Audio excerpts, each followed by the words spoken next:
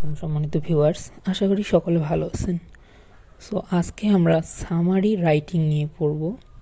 So চলুন শুরু করি।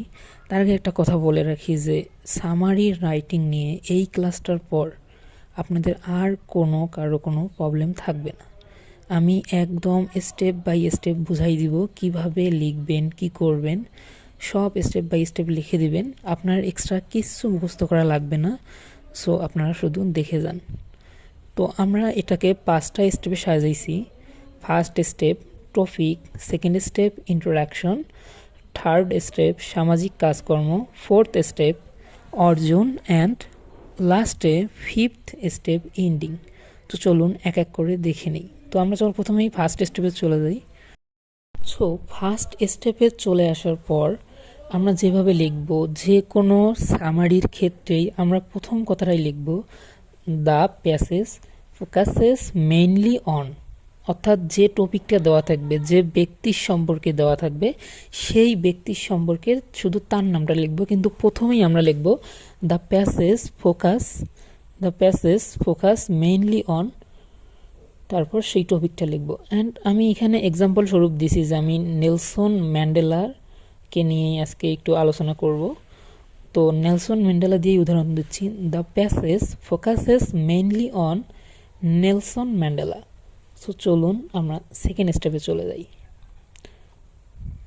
তো সেকেন্ড স্টেপ ইন্ট্রোডাকশন, অর্থাৎ আপনি ফার্স্ট স্টেপে যার নাম লিখলেন বা যে প্রসঙ্গে লিখলেন সেই সম্পর্কে একটু ইন্ট্রোডাকশন দিবেন, মানে তার সম্পর্কে 1 লাইন অথবা 2 লাইন এরকম বলবেন। সো আমি এখানে এক্সাম্পল স্বরূপ দিছি, নেলসন ম্যান্ডেলা ওয়াজ সাউথ আফ্রিকান লিডার হু ফট এগেনস্ট apartheid.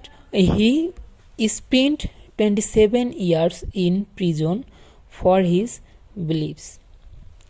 সো আমরা ইন্ট্রোডাকশনে তার এই কথাটা শুধুমাত্র দিলাম যে Nelson Mandela south African leader এবং তিনি 27 বছর জেলে কাটিয়েছেন। তো চলুন থার্ড স্টেপ দেখে নেওয়া যাক। থার্ড স্টেপ সামাজিক কাজকর্ম। এটা অনেক গুরুত্বপূর্ণ স্টেপ, কারণ তিনি মূলত কি করেছেন, তিনি কেন বিখ্যাত হইলেন, সেটাই সেই সামাজিক কাজকর্মটা এই থার্ড স্টেপে আমরা বর্ণনা করব। তিনি কি করেছিলেন। সো এক্সাম্পল স্বরূপ আমি এখানে দিয়েছি, Mandela believed in equality for all people regardless of their race, he fought for apartheid.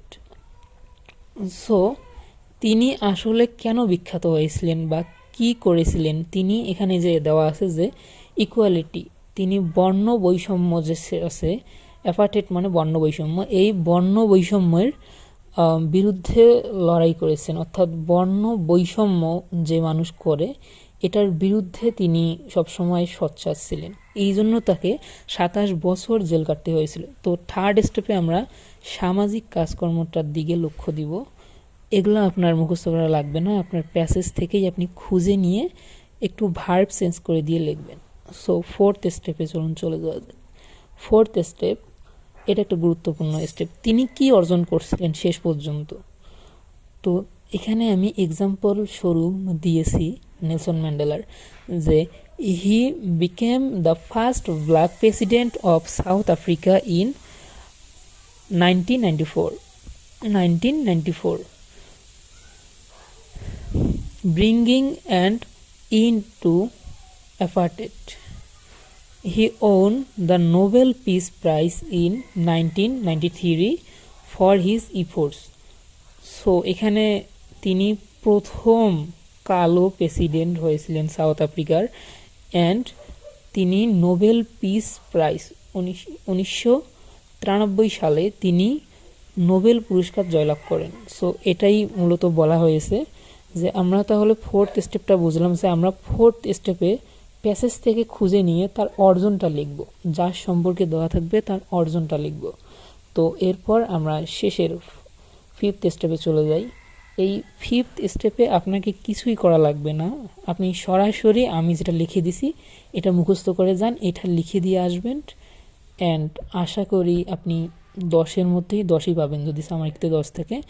তো ফিফথ স্টেপে এখানে লেখা আছে যে at last we can say that This passage gives us an important information and we have learned a lot of things by regarding this passage. So এটা আপনারা সরাসরি মুখস্থ করে যাবেন, আর প্রথম স্টেপ লাস্ট স্টেপ এগুলা লিখবেন এবং মাঝে যেভাবে আমি ফলো করতে বলেছি এভাবে ফলো করবেন, তো তাতে করে কোনো সমস্যাই হবে না। তো তারপর এখানে পুরোটাই দেওয়া আছে যে the passage focused mainly on Nelson Mandela, আর যেগুলো করলাম আমরা 5টা স্টেপে এই এক্সাম্পলগুলো এখানে দেওয়া হয়েছে সারি সারি। তো দেখেই বুঝতে পারতেছেন যে এই ক্লাসটা আপনার জন্য কতটা ইফেক্টিভ হতে পারে। আপনি সো ধাপে ধাপে আমার এই চ্যানেলে আরও ভিডিও আসবে, ইনফর্মাল লেটার, প্যারাগ্রাফ, এসে আর এক্সেট্রা যত কিছু লেখা যায় আর কি, রিটেন বলেন, গ্রামার বলেন বা অন্য তথ্যাদি বলেন। তাই আমার চ্যানেলটা সাবস্ক্রাইব করে রাখুন অ্যান্ড ক্লাসটা কেমন লাগলো কমেন্টে জানান। ধন্যবাদ সবাইকে।